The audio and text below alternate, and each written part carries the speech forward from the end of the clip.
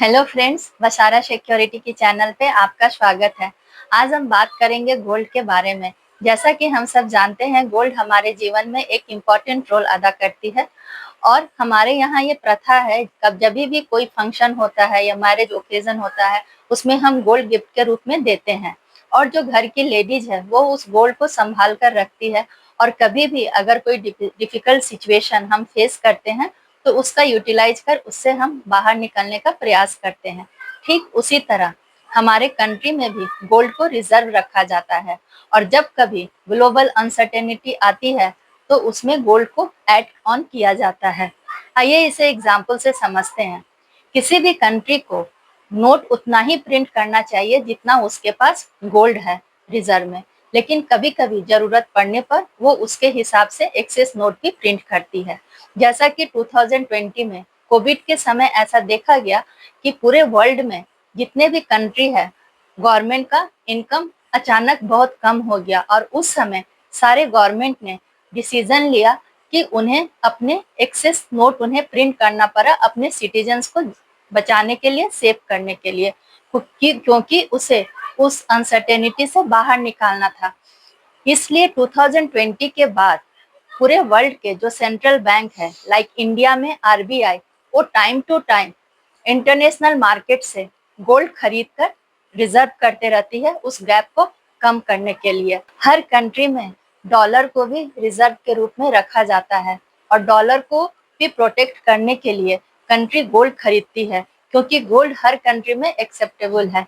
इससे पता चलता है कि गोल्ड जितना जरूरी एक इंडिविजुअल और फैमिली के लिए है, उतना ही जरूरी किसी भी कंट्री के लिए है। आइए अब जानते हैं गोल्ड के बारे में कुछ बातें। गोल्ड एक टेंजेबल एसेट्स है जिसे हम देख सकते हैं, छू सकते हैं। ये हाईली लिक्विड है, इसे हम कहीं भी खरीद सकते हैं, बेच सकते हैं और किसी भी कंट्री में हम जाए, चाहे उस कंट्री का जो भी सिचुएशन हो, वहाँ पे गोल्ड को रिकॉग्नाइज किया जाता है। हमारी मॉनेटरी सिस्टम में स्टेबिलिटी और लोगों का कॉन्फिडेंस बना रहे, उसके लिए आरबीआई समय समय पर गोल्ड बाई करते रहती है।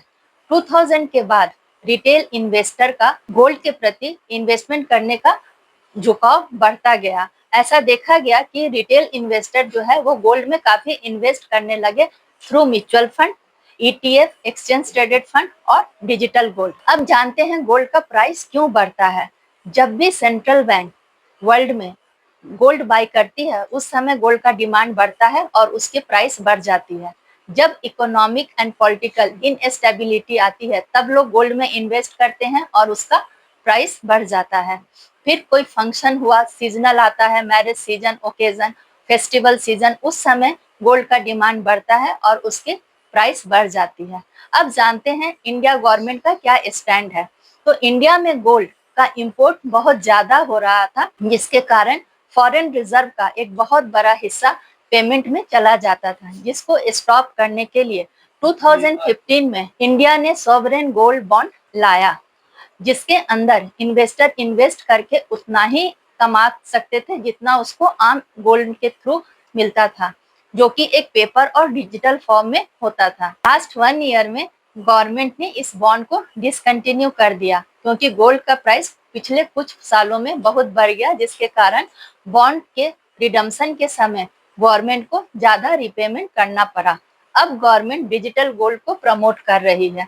गोल्ड में इन्वेस्टमेंट करना एक अच्छा ऑप्शन है, जो अपने पोर्टफोलियो को डाइवर्सिफिकेशन के लिए बहुत अच्छा है और ये हर कोई को करना चाहिए और ये इसके थ्रू हम अपने कैपिटल को भी रिजर्व में रख सकते हैं। तो ये थी जानकारी गोल्ड के बारे में। अगर आपको ये इन्फॉर्मेशन अच्छी लगी तो आप मेरे चैनल को लाइक, शेयर और सब्सक्राइब करिएगा। Thank you.